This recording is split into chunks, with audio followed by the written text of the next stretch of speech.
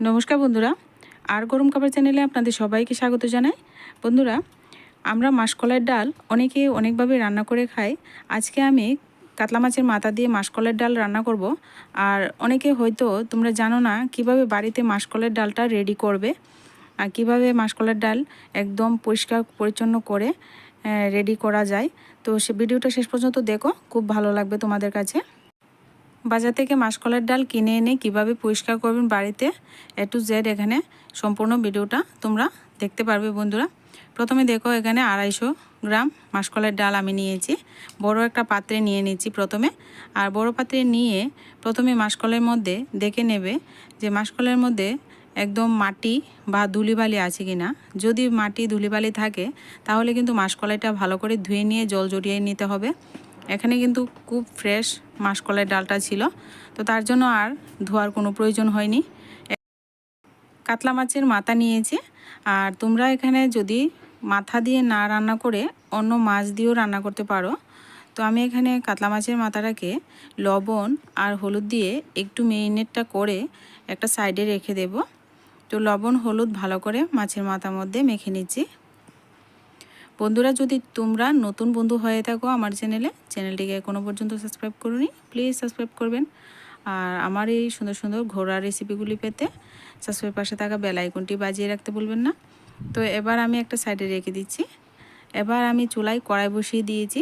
প্রথমে একটা কড়াই বসিয়ে দিয়েছি, ওই কড়াইটাতে ভাজাভাজি আমি করি, তার জন্য কড়াইটা এরকম। তো এখানে আমি মাসকলাইয়ের ডালটা প্রথমে আমি ভেজে নিচ্ছি। মাসকলাইয়ের ডালটা ভাজার সময় লক্ষ্য রাখতে হবে যেন মাসকলাইয়ের ডালটা বেশি ভাজা না হয়ে যায়। বেশি ভাজা হয়ে গেলে মাসকলাইটা ভিতর থেকে পুড়ে যাবে, টেস্টি ভাবটা চলে যাবে। তো মাসকলাই যখন দেখবেন সুন্দর একটা সেন্ট বেরোচ্ছে, তো তখন কিন্তু মাসকলাইটা আমি নামিয়ে নেব। তো একটু নাড়াচাড়া করেই দেখুন মাসকলাইটা নামিয়ে নিচ্ছি। একটু সময় পাত্রে ঢেলে রেখে দেব, ঠান্ডা হয়ে যাবে।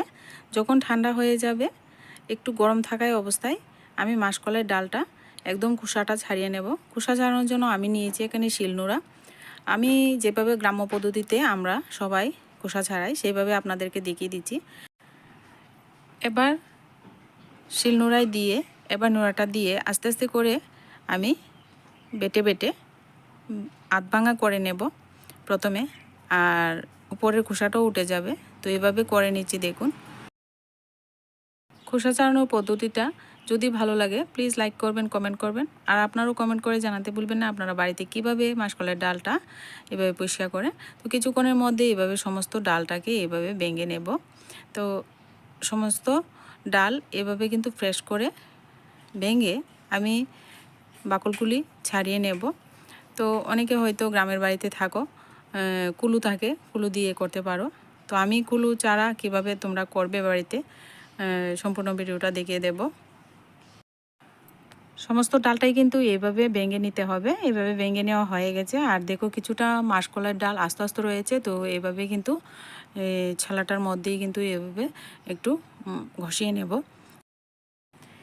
এইভাবে দেখবেন কিছুক্ষণের মধ্যে খুব সুন্দর আমি পরিষ্কার করে মাসকলাইয়ের ডাল রেডি করে নেব। এবার থালাটার মধ্যে নিয়ে নিলাম। এবার থালাটার মধ্যে নিয়েই কিন্তু আমি এইভাবে খোসাটা ছাড়িয়ে নিচ্ছি। দেখুন কত সহজ খোসা ছাড়ানো, একেবারে সহজ।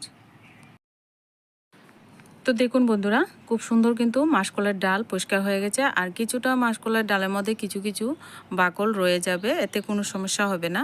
তো যখন আমি গুঁড়ো করব তখন কিন্তু একেবারে সুন্দর ডাল হয়ে যাবে। তো একটা মিক্সিং জার নিয়েছি, মিক্সিং জারে আমি ডালটাকে একটু একটু ঘুরিয়ে ঘুরিয়ে বন্ধ করে দেব।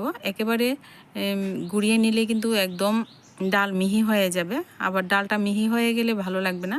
তো এরকম একটু দানা থাকবে, এরকম একটু ফ্রেশ থাকবে। তো এভাবে কিন্তু ডালটা আমি বানিয়ে নিয়েছি। দেখুন কতটা সুন্দর হয়েছে। তো এবার দেখুন ওই একই কড়াই চুলায় বসিয়ে পরিমাণ মতো সর্ষের তেল দিয়ে এবার মাছের মাথাটাকে ভেজে নেব। আর প্রসেসটা যদি ভালো লাগে প্লিজ প্লিজ লাইক করবেন, আর আমার ছোট্ট চ্যানেলটিকে একটু সাপোর্ট করে এগিয়ে নিয়ে যাবেন। মাছের মাথাটা ভেজে নিচ্ছি। মাছের মাথা ছাড়াও কিন্তু অন্য মাছ দিয়ে কিন্তু খাওয়া যায়। বেশি করে মাছ দিয়ে কিন্তু মাসকলাইয়ের ডাল রান্না করে খাওয়া যায়, অনেকভাবেই রান্না করে খাওয়া যায়। পছন্দ অনুযায়ী আপনারা রান্না করে খেতে পারেন। দারুণ একটা রেসিপি, মাসকলাইয়ের ডাল খুব ভালো লাগে খেতে। এবার মাছের মাথাটাকে একটু নেড়েচেড়ে ভেজে নেব। এবার বন্ধুরা মাছের মাথাটাকে একদম সুন্দর করে ভেজে নিলাম।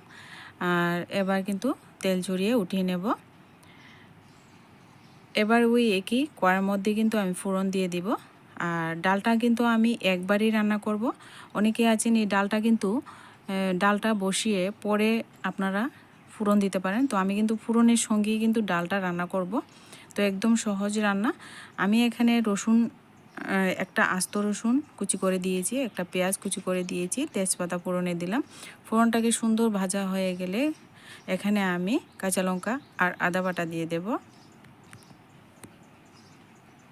এখানে কাঁচা লঙ্কা আর আদা বেটে রেখেছি, দিয়ে দিলাম। ভালো করে এবার নাড়াচাড়া করে নেব। আর এখানে আমি রেগুলার মশলা যেগুলি খাই সব উপকরণ এখানে দিয়ে দেব। হলুদ গুঁড়ো দিয়ে দেব পরিমাণ মতো, একটু লাল লঙ্কা গুঁড়োও দেব, ঝালটা আপনাদের পছন্দ অনুযায়ী দেবেন।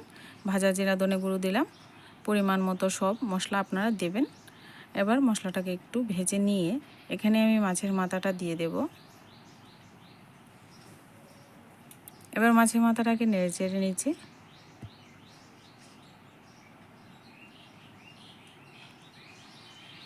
আপনারা কিন্তু ফোড়নটা পরেও দিতে পারবেন।